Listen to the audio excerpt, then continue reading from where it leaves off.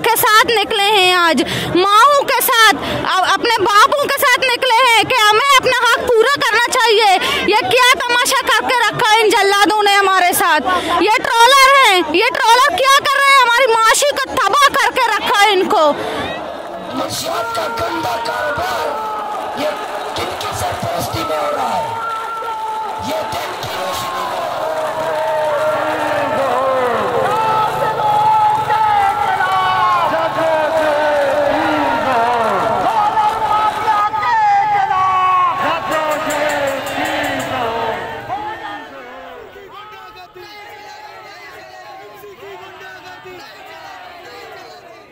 आज का ये अज़ीमुशान रैली बल्कि एक रेफरेंडम है हमारे हुक्मरानों के जो गलत पॉलिसियाँ हैं, बलूचिस्तान के अवाम पर जो जुल्म ज़्यादतियाँ हो रहे हैं या बलूच फर्जंद लापता हो रहे हैं या उनको लापता करके उनकी मसख लाशें फेंके जा रहे हैं, ये उनके ख़िलाफ़ एक रेफरेंडम है।